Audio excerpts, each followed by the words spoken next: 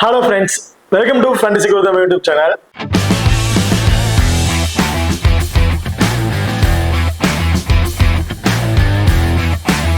நீங்க நம்ம சேனலை சப்ஸ்கிரைப் பண்ணல மறக்காம சப்ஸ்கிரைப் பண்ணிக்கங்க. இந்த பக்கத்துல பெல் ஐகான் கிளிக் பண்ணி ஆல்ல கொடுங்க. நான் போடுற வீடியோக்கள் எல்லாமே உடனுக்குடன் பாருங்க. இன்னைக்கு நம்ம இந்த வீடியோல ஸ்ரீலங்கா vs பங்களாதேஷ் இவங்க ரெண்டு பேருக்கும் இடையில நடக்கிற மூணாவது ODI மேட்சை பத்தி நம்ம பார்க்க போறோம். இந்த பர்டிகுலர் மேட்சோட ஒரு சின்ன ப்ரீவியூ தான் பார்க்க போறோம். வீடியோவை கடைசி ஸ்கிப் பண்ணாம பாருங்க. இந்த மேட்ச் ரெண்டு டீமுக்குமே ஒரு முக்கியமான மேட்சா தான் இருக்க போகுது. ஏன்னா மூணு மேட்ச்ல ரெண்டு மேட்ச் வந்து நடந்து முடிஞ்சிருச்சு. அதுல ஃபர்ஸ்ட் மேட்ச்ல ஸ்ரீலங்காவும் செகண்ட் மேட்ச்ல பங்களாதேஷும் வந்து வின் பண்ணிட்டாங்க. இந்த மேட்ச் யார் வின் பண்றாங்களோ அவங்களுக்கு டிராஃபி அப்படிங்கிறது முடிவாயிரும். ஸோ அப்ப இந்த மேட்ச் ரொம்ப ரொம்ப இம்பார்ட்டன்ட் மேட்சா வந்து இருக்கும் இந்த ரெண்டு டீமுக்குமே. ஸோ இந்த மேட்சை பொறுத்த வரைக்கும் 8ஆம் தேதி ஜூலை வந்து நடக்கிறதுக்கு டைமிங் மதியம் 2:30 மணிக்கு வந்து இந்த மேட்ச் வந்து நடக்கிறதுக்கு. வெணுவை பொறுத்த வரைக்கும் பல்லக்கேல தான் இந்த மேட்ச் வந்து நடக்கிறதுக்கு. லாஸ்டா அந்த ரெண்டு மேட்சும் கொலம்புல வந்து நடந்துச்சு. இந்த மேட்ச் வந்து பல்லக்கேல வந்து நடக்கிறதுக்கு. இப்போ நம்ம இந்த பல்லக்கேலோட பிட்ச் ரிப்போர்ட்டை பார்க்கறதுக்கு முன்னாடி இந்த வெணுவுல அவங்க பிளே பண்ண ரெக்கார்ட்ஸ், அதாவது ரீசெண்ட் மேட்சஸ் என்னென்ன பிளே பண்ணிருக்காங்க, அதுல என்ன மாதிரி ஸ்கோர்ஸ் போயிருக்குன்னு பார்ப்போம். ஓடியை பொறுத்த வரைக்கும் இதுல கிட்டத்தட்ட 2024 தான் மோஸ்ட்லி வந்திருக்காங்க. 2025 பெருசா பிளே பண்ண கிடையாது. இதுல நியூசிலாந்து வந்து பாத்தீங்கன்னா ஃபர்ஸ்ட் பேட் பண்ண டீம் 209 ரன் அடிச்சிருக்காங்க. 10 விக்கெட்ஸ் நடந்துட்டாங்க. அது ஸ்ரீலங்கா 41 ஓவர்லயே அது ஸ்கோர்ஸ் அடிச்சு மேட்சை வந்து வின் பண்ணிட்டாங்க. இதுல ஃபர்ஸ்ட் போல் பண்ணும்போது fast bowler 2 wicket, spinner 8 wicket அப்படிங்கிற எடுத்திருக்காங்க. செகண்டா போல் பண்ணும்போது ஃபாஸ்ட் போலருக்கு விக்கெட்ஸ் கிடைச்சிருக்கு, ஸ்பின்னருக்கு சுத்தமா விக்கெட்ஸ் எதுவும் கிடைக்கல. சோ அதே மாதிரி தான் எல்லா மேட்சஸ் வந்து பாருங்க. ஃபர்ஸ்ட் பேட் பண்ண டீம் மோஸ்ட்லி வின் பண்ணவே கிடையாது. 99% ஃபர்ஸ்ட் பேட் பண்ண டீம் வின் பண்ணவே கிடையாது. லாஸ்ட் வருஷம் பிளே பண்ண ஒரு 4 மேட்சஸ் இருக்கல சேஸ் பண்ண டீம் மட்டும் தான் வந்து வின் பண்ணிருக்காங்க. இதுல பவுலர்ஸ்க்கு அந்த அளவுக்கு பெரிய சப்போர்ட் இல்லை. இந்த மேட்ச் ரெக்கார்ட்ஸை பார்த்தா உங்களுக்கு தெரிஞ்சிருக்கும். ஃபாஸ்ட் போலர் ஃபர்ஸ்ட் போல் போடும்போதும் செகண்ட் போல் போதும் சரி விக்கெட்ஸ் இல்ல. ஸ்பின்னருக்கும் வந்து பாத்தீங்கன்னா ஏதாவது ஒரு மேட்சஸ், அதாவது ஃபர்ஸ்ட் போல் பண்ணும்போது ஸ்பின்னர்ஸ் டாமினேட் பண்றாங்க, செகண்டா போல் பண்ணும்போது கம்பேர் பண்ணும்போது. சோ அப்போ எனக்கு தெரிஞ்சு இந்த மேட்ச் டேஸ் வின் பண்ண டீம் சேசிங் தான் வந்து சூஸ் பண்ணுவாங்க. ஃபர்ஸ்ட் போல் பண்ண டீமுக்கு ஃபேவரா டீம் மேக் பண்றது ஒரு பெஸ்ட் ஆப்ஷன் வந்து இருக்க போகுது. ஸோ ஒரு முறை நல்லாவே இந்த இதை வந்து பார்த்துங்க. ஸோ எந்த அளவுக்கு ஸ்பின்னர் ஃபாஸ்ட் பாலுக்கு சப்போர்ட்டிங் இருக்குங்கிறது உங்களுக்கு பார்த்தாவே வந்து தெளிவா தெரிஞ்சிடும். இப்போ நம்ம இந்த பிச் ரிப்போர்ட் வந்து பார்த்துரும். ஸோ பிச் ரிப்போர்ட்டுக்கு முன்னாடி ஏன் அதை காமிச்சு அப்படின்னா, அந்த பிச் ரிப்போர்ட்டை பொறுத்த வரைக்கும் ஓவராலா கொடுத்துருப்பாங்க. ஸோ இந்த வெளியில எப்படி இருக்கும் அப்படி இருக்குன்னு. பட் லாஸ்ட் வருஷம் நம்ம பிளே பண்ண வயசுல நம்ம பார்த்தா தான் தெரியும் எந்த அளவுக்கு பிச்சு சேஞ்ச் ஆயிருக்கு, அது எந்த அளவுக்கு பவுலர்ஸுக்கு ஃப்ரெண்ட்லியா இருக்கு அப்படிங்கிறது. ஸோ இப்போ நம்ம பார்த்த வரைக்கும் பவுலர்ஸுக்கு அந்த அளவுக்கு பெரிய ஃப்ரெண்ட்லி இல்லை. பேட்ஸ்மேன் நல்லாவே என்ஜாய் பண்ணி பிளே பண்றாங்க. இதுல 300+ ஸ்கோர்ஸ் பேட்டிங் ஃபர்ஸ்ட் பண்றவங்க அடிச்சாலும் சேஸ் பண்ற டீம் அது ஈஸியா சேஸ் பண்றதுக்கான வாய்ப்புகள் இருக்கு அப்படிங்கிறத சொல்லியிருக்காங்க. ஸோ இதுல பவுலர்ஸை பொறுத்த வரைக்கும் ஃபர்ஸ்ட் போல் பண்ணாம ஃபாஸ்ட் பவுலர்ஸ்க்கு வந்து நல்ல ஸ்விங் இருக்கும், அதுல விக்கெட்டிங் ஆப்ஷன் இருக்கு. செகண்டா போல் பண்ணும்போது அந்த அளவுக்கு பெரிய விக்கெட்ஸ் வந்து எதிர்பார்க்க முடியாது. ஸ்பின்னரை பொறுத்த வரைக்கும் ஃபர்ஸ்ட் போல் பண்ணும்போது ஒரு 5 விக்கெட் எடுக்கிறாங்கன்னா செகண்டா போல் பண்ணும்போது ஒரு 3 விக்கெட் இந்த மாதிரி தான் வந்து எடுத்திருக்காங்க. ஸோ அப்ப செகண்டா போல் பண்ணும்போது பவுலர்ஸுக்கு சுத்தமா சப்போர்ட் இல்லை அப்படிங்கிறத நம்ம இதுல பார்க்கணும். ஸோ அப்போ மோஸ்ட்லி டாஸ் வின் பண்ண டீம் ஃபர்ஸ்ட் சேசிங் தான் வந்து சூஸ் பண்ணுவாங்க. இது பாருதா, நீங்களும் நம்ம எக்ஸல் 11 ஆப் வந்து இன்ஸ்டால் பண்ண அப்படின்னா மறக்காம இன்ஸ்டால் பண்ணிக்க. டிஸ்கிரிப்ஷன்ல லிங்க் இருக்கு. Invite code FGT. நம்ம எக்ஸல் 11 ஆப் பொறுத்த வரைக்கும் ஸ்மால் லீக்ல ப்ளே பண்ண நினைக்கிறவங்களுக்கு ரொம்ப ரொம்ப பெஸ்டான ஆப்பா வந்திருக்கும். மற்ற ஆப் நம்ம எக்ஸல் 11 ஆப் கம்பேர் பண்ணி பார்த்தீங்கன்னா தெரியும் நிறைய மணி டிஃபரன்ஸ் சைஸ்ல வந்து வரும். அந்த டிஃபரன்ஸ் சைஸ்ல வர அமௌண்ட் வச்சு இன்னும் என்ன காஸ்ட் கூட எக்ஸ்ட்ரா வந்து பிளே பண்ணலாம். அது மட்டும் இல்லாம நம்ம எக்ஸல் 11 ஆப்ல ஒவ்வொரு முக்கியமான மேட்சஸ்க்குலாம் கிராண்ட் லீக்ஸ் வந்து எல்லா மேட்சுக்குமே கிராண்ட் லீக்ஸ் கொடுக்குறாங்க. அந்த ஃப்ரீ கிவ்அவேஸும் வந்து கொடுத்துட்டு இருக்காங்க.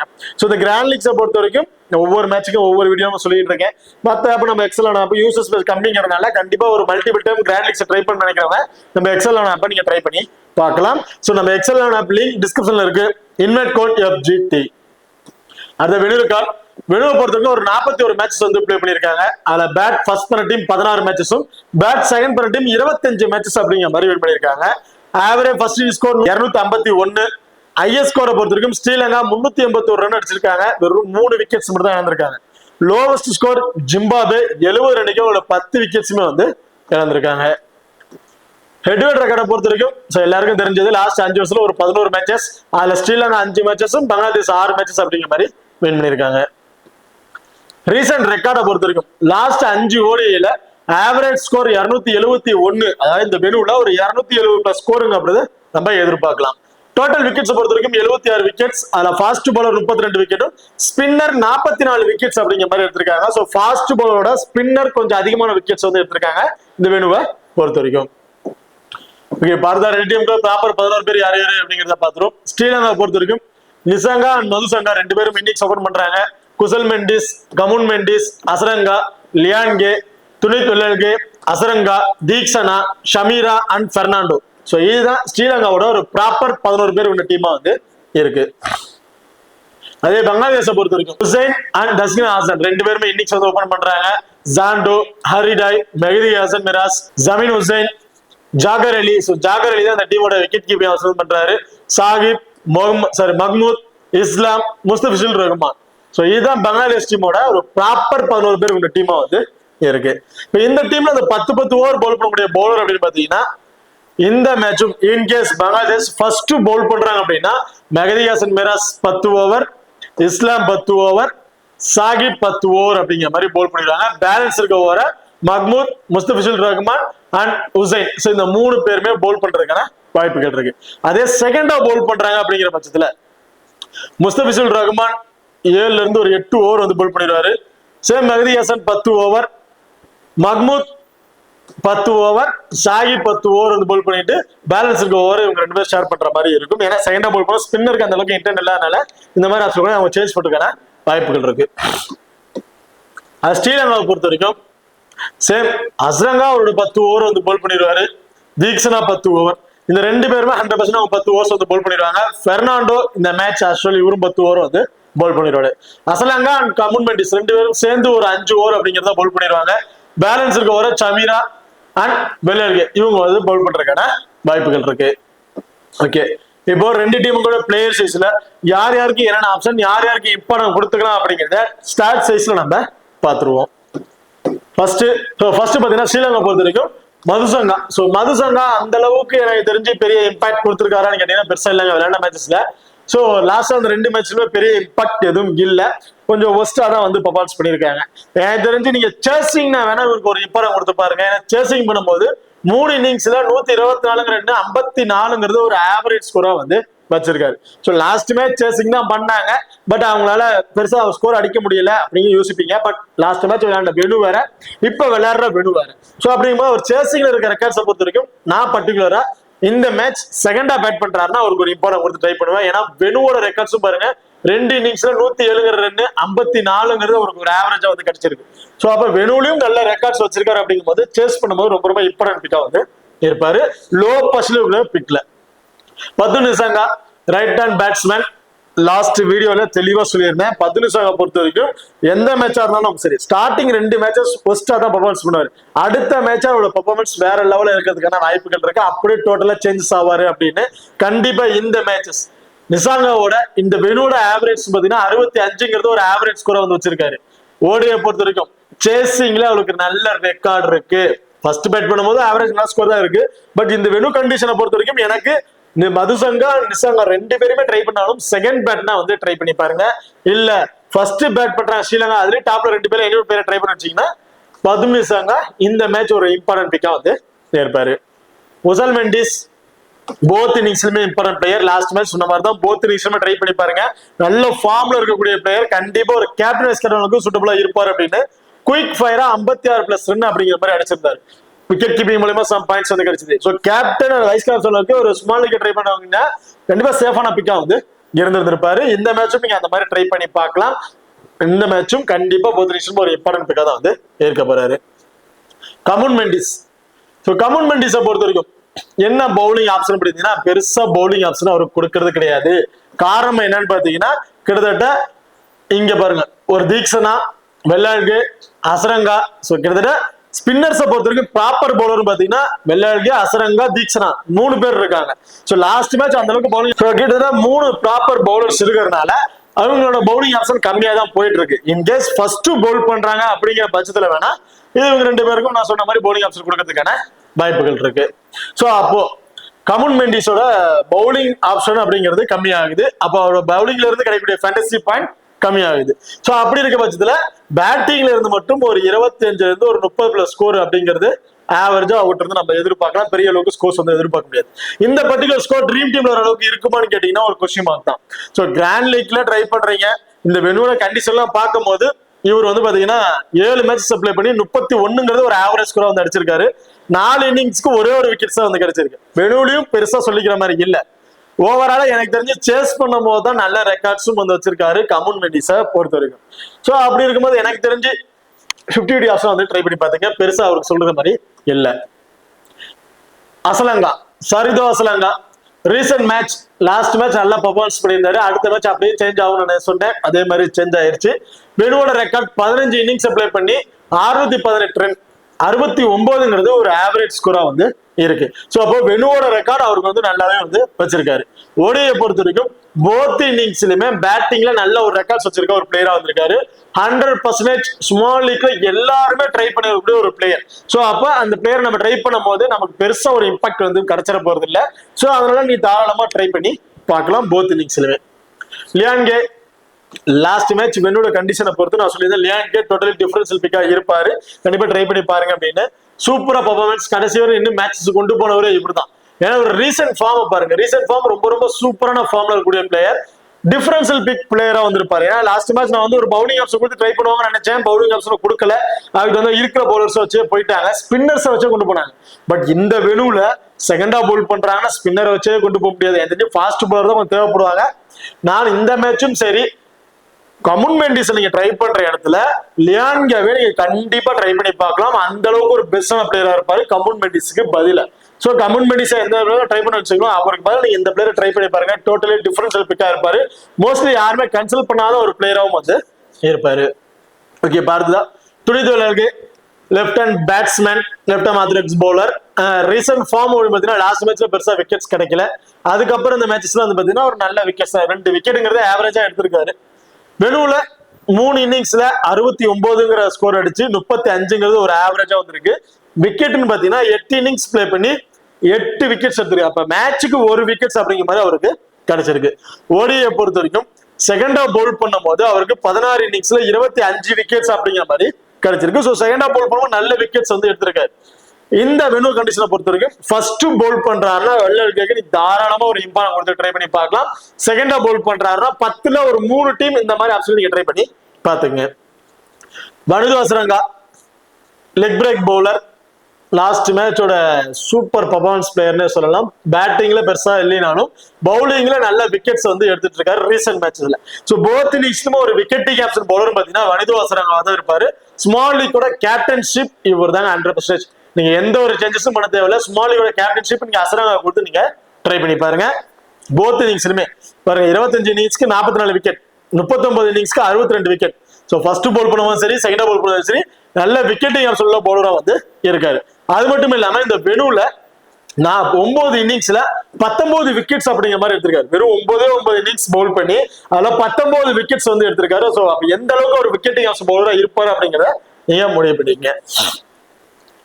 அடுத்ததா Theekshana last match first bowl பண்றாருன்னா அந்த அளவுக்கு இம்பாக்ட் இருக்காது அப்படின்னு சொல்லியிருந்தா, அதே மாதிரிதான் ஃபர்ஸ்ட் பவுல் பண்ணும்போது பெருசா ஒரு விக்கெட்ஸே வந்து கிடைக்கல. இந்த வெனுல 15 இன்னிங்ஸுக்கு 14 விக்கெட்ஸ் எடுத்திருக்காரு. அப்போ மேட்சுக்கு 1 விக்கெட் அப்படி கூட நம்ம கணக்கு வைக்க முடியாது, 1 விக்கெட் கம்மியா தான் வந்து எடுத்திருக்காரு. ஓவராலா செகண்டா பவுல் பண்ணும்போது அவருக்கு 43 விக்கெட்ஸ் வந்து கிடைச்சிருக்கு 30 இன்னிங்ஸ்ல. ஃபர்ஸ்ட் பவுல் பண்ணும்போது 20 இன்னிங்ஸ்க்கு 34 விக்கெட்ஸ் அப்படிங்கிற மாதிரி எடுத்திருக்காரு. இந்த மேட்ச் தீக்ஷனா ஃபர்ஸ்ட் பவுல் பண்றாங்கன்னா கண்டிப்பா ஒரு இம்பார்ட்டன் கொடுத்து நீங்க ட்ரை பண்ணி பாருங்க. செகண்டா பவுல் பண்றாங்கன்னா அவரை நீங்க கன்சிடர் பண்ண தேவையில்ல. சமீரா ஃபர்ஸ்ட் பவுல்ல மஸ்ட் ட்ரை ஆப்ஷன் அப்படின்னு சொல்லுவாங்க. இந்த மேட்சஸை பொறுத்த வரைக்கும் கண்டிப்பா நல்ல ஒரு விக்கெட்டிங் ஆப்ஷன் பவுலர். ஃபர்ஸ்ட் பவுல் பண்றாங்கன்னா லோ பர்சனல் பிளேயர்ல ரொம்ப ரொம்ப இம்பார்ட்டன்ட் பிக்கா வந்து இருப்பாரு. அஸ்டோ பெர்னாண்டோ சேம் அதேதான், ஃபர்ஸ்ட் பவுல் அப்படின்னா ரொம்ப ரொம்ப ரொம்ப இம்பார்ட்டன்ட் பிக் இந்த மேட்சஸ். லாஸ்ட் மேட்ச் 4 விக்கெட் வரைக்கும் எடுத்திருந்தாரு.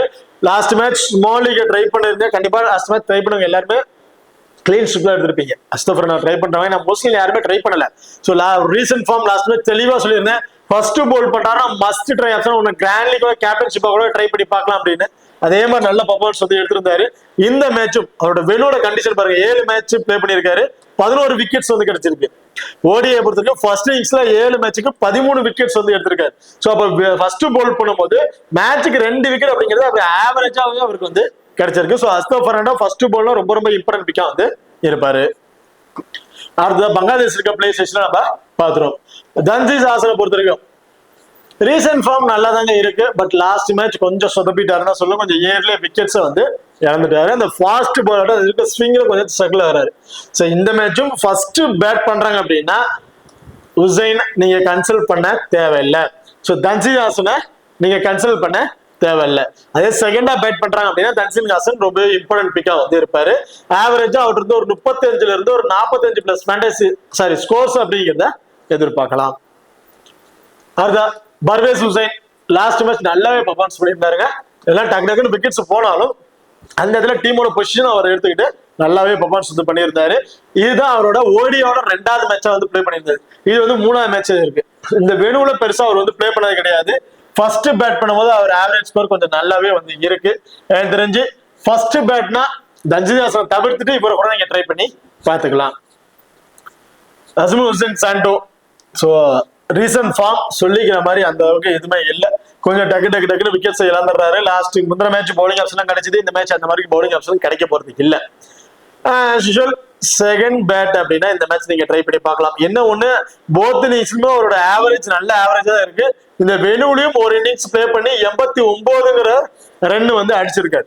ஸோ அந்த வெனுவோட ரெக்கார்ட்ஸும் நல்லா தான் இருக்கு. அப்படிங்கும் போது இந்த மேட்ச் நீங்க தாராளமா போத் இன்னிங்ஸ்லயுமே ட்ரை பண்ணி பாருங்க. ஏன்னா ஒவ்வொரு மேட்சுமே எல்லாம் லாஸ்ட் அந்த 2 மேட்சுமே ட்ரை பண்ணாங்க. டக்குனு விக்கெட் இருந்தனால இந்த மேட்சோட பர்சன்டேஜ் ரொம்பவே கம்மியாகுது. ஸோ அப்போ நம்ம டோட்டலி டிஃபரன்ஸ்ல இப்போ கவர்மா இருப்பாரு. அவர் அடிக்கூடிய பாயிண்ட்ஸ் நம்ம டாப் ஆர்டர் கொண்டு போறதுக்கான வாய்ப்புகளும் வந்து இருக்கு. ஸோ அப்போ இந்த மேட்ச் போத் இன்னிங்ஸ்லயுமே ஒரு இம்பார்ட்டன்ட் பிக்கா வந்து இருப்பாரு. ஹரிடாய் எல்லாத்தாங்க பர்ஃபார்மன்ஸ் பண்ணாரு. நான் அதான் சொன்னேன்ல, ஒவ்வொரு ஏதாச்சும் ஒரு மேட்ச் அடிப்பாரு. ஏதாவது ஒரு மேட்ச் வந்து நல்ல ஸ்கோர் வரும். மற்ற மேட்ச் அவர் பெருசா வந்து எதிர்பார்க்க முடியாது. இந்த மேட்ச் நான் அவர் பெருசா கன்சல்ட் பண்ண போறது கிடையாது. மெஹதி ஹசன் மிராஸ் ஸோ ரீசன்ட் மேட்சஸ்ல பெருசா அவருக்கு விக்கெட்ஸே கிடைக்கல. பேட்டிங்லயும் மோஸ்ட் டக்குன்னு வராரு, விக்கெட் இழந்துட்டு போறாரு. பவுலிங்லயும் பெருசா அவருக்கு விக்கெட்ஸ் வந்து கிடைக்க மாட்டேங்குது. பட் இந்த மேட்ச் ஃபர்ஸ்ட் பவுல் பண்றா அப்படின்னா ஒரு ஸ்மால் லீகோட ஒரு வைஸ் கேப்ஸை கொடுத்து ட்ரை பண்ணி பாருங்க. செகண்டா பவுல் பண்றாங்க அப்படின்னா நீங்க அவரை கன்சல்ட் பண்ணவே தேவையில்ல. டீம்ல கூட நீங்க ஆப்ஷன் ட்ரை பண்ணலாம். அவர் தவிர்த்து கூட நீங்க ட்ரை பண்ணி பாருங்க. கிராண்ட் லீக் ட்ரை பண்ணும்போது அந்த ரிஸ்கான ஆப்ஷன் ஃபர்ஸ்ட் பேட்னா நீங்க மெஹதி ஹசன் மிராஸ் நீங்க டீம்ல கூட ஆப்ஷன் ட்ரை பண்ண வேணாம். அவர் தவிர்த்து அந்த பொசிஷன் நீங்க வேற ஆப்ஷன் கூட ட்ரை பண்ணி பாத்துக்கலாம். இந்த வெனுவுல ஒரு இன்னிங்ஸ் பிளே பண்ணி வெறும் 5 ரன் தான் அடிச்சிருக்காரு. பவுலிங்லயும் பெருசா விக்கெட்ஸ் எதுவும் கிடைக்கல. ஓவராலா ஓடிஐ பொறுத்திருக்கும் ஃபர்ஸ்ட் பவுல் பண்ணும்போது 48 இன்னிங்ஸ்க்கு 50 விக்கெட்டும், செகண்டா பவுல் பண்ணும்போது 56 இன்னிங்ஸ்க்கு 61 விக்கெட்ஸ் அப்படிங்கிற மாதிரி எடுத்திருக்காரு. ஸோ பெரிய அளவுக்கு விக்கெட்டிங் ஆப்ஷன் அந்த அளவுக்கு நம்ம சொல்ல முடியல. இந்த சீரீஸும் ஒஸ்டா தான் இருந்திருக்கு. ஸ்மால் லீக் ட்ரை பண்றவங்க ரிஸ்க் எடுக்க முடியாது. கிராண்ட் லீக் ட்ரை பண்ணும்போது இந்த மேட்ச் ஃபர்ஸ்ட் பேட்னா இவரை தவிர்த்துருங்க. அவருக்கு மேல வேற பிளேயரை ட்ரை பண்ணி பாத்துக்கலாம். அண்ட் சமீம் ஹுசைனை பொறுத்த வரைக்கும் ரீசன்ட் மேட்ச் லாஸ்ட் மேட்ச் தான் பேட்டிங் ஆர்டர் வந்தாரு. ஒரு 22 ரன் பேட்டிங் அடிச்சாரு, ஒரு விக்கெட் அப்படிங்கிற மாதிரி எடுத்துட்டாரு. ஒரு ஆப்ரேக் பவுலர் ஆஸ் யூசுவல். இந்த மேட்ச் எனக்கு தெரிஞ்சு வெனுவுல பெருசா பிளே பண்ணல. இந்த வெனுவோட இம்பாக்ட் கொடுக்கறதுக்கான வாய்ப்புகள் இருக்கு. மெஹதி ஹசன் மிராஸை பிக் பண்ணலைன்னா அப்படின்னா அந்த இடத்துல இவரை நீங்க ட்ரை பண்ணிக்க. அவரை பிக் பண்ணீங்கன்னா இவர் தேவை. 2 பேர்ல 70 பேரை நீங்க ட்ரை பண்ணி பாத்துங்க. ஜாகர் அலி விக்கெட் கீப்பிங் ஆப்ஷன். ஸோ நான் மேட்சுக்கு மேட்ச் சொல்றது அப்படிதான். அவரோட ரீசன்ட் ஃபார்ம் ரொம்ப ரொம்ப சூப்பரான ஃபார்ம்ல இருக்காரு. ஒரு ஆவரேஜா 40 அடிச்சிட்டு இருக்காரு. ஸோ அப்போ கண்டிப்பா போத் இன்னிங்ஸ்லயுமே ஒரு இம்பார்ட்டன்ட் பிக்கா வந்திருப்பாரு ஜாகர் அலியை பொறுத்த வரைக்கும். அது மட்டும் இல்லாம விக்கெட் கீப்பிங் ஆப்ஷன்லாம் வேற பண்றதுனால கண்டிப்பா நீங்க ட்ரை பண்ணி பாத்துக்கலாம். தன்ஜித் ஹசன் சாகிப் ஸோ தன்ஜித் ஹசன் சாகிப் பொறுத்த வரைக்கும் பேட்டிங்லும் லாஸ்ட் மேட்ச் வந்து 33 ரன் வந்து அடிச்சிருக்காருங்க. என்னால பவுலிங்ல மட்டும் இம்பாக்ட் கொடுக்கணும் கிடையாது, பேட்டிங்லயும் வந்து என்னால இம்பாக்ட் கொடுக்க முடியும் அப்படிங்கிறத புரிந்து கரெக்டா கொடுத்துட்டு இருக்காரு. ஆனா இந்த மேட்ச் ஃபர்ஸ்ட் பவுல் பண்ணா மட்டும்தான் இவர் இம்பார்ட்டன்ட் பிக்கா வந்திருப்பாரு. செகண்டா பவுல் பண்றாங்கன்னா அவரை நீங்க கன்சல்ட் பண்ணவே தேவையில்லை. பெருசா அவர்கிட்ட விக்கெட்ஸ் வந்து நம்ம எதிர்பார்க்க முடியாது. இப்படியே பார்த்தாலும் அன்எக்ஸ்பெக்டா ஒரு விக்கெட் இப்படி வேணா கிடைக்கும் இல்லையா, பெரிய அளவுக்கு அவருக்கு விக்கெட்ஸ் நம்ம எதிர்பார்க்க முடியாது. ஃபர்ஸ்ட் பவுல்ல மட்டும் இம்பார்ட்டன்ட் கொடுத்துங்க. செகண்ட் பவுல்ல நீங்க கன்சல்ட் பண்ண தேவையில்லை. அடுத்தா மஹ்மூத். ஸோ மஹ்மூதை பொறுத்த வரைக்கும் லாஸ்ட் மேட்ச் தான் வந்தாரு, பெருசா விக்கெட்ஸ் எதுவும் கிடைக்கல. பட் ரீசன்ட் ஃபார்ம் வந்து பாத்தீங்கன்னா ஒரு விக்கெட் 2 விக்கெட் இந்த மாதிரி தான் வந்திருக்காரு. அதாவது மேட்சுக்கு 2 விக்கெட் அப்படிங்கிற மாதிரி எடுத்திருக்காரு. வெறும் இதான் அவருக்கு வந்து ஃபர்ஸ்ட் மேட்சா வந்து இருக்கு. ஓவரால் ஓடியை பொறுத்த வரைக்கும் ஃபர்ஸ்ட் பவுல் பண்ணும்போது 10 இன்னிங்ஸ்க்கு 19 விக்கெட்ஸ் வந்து எடுத்திருக்காரு.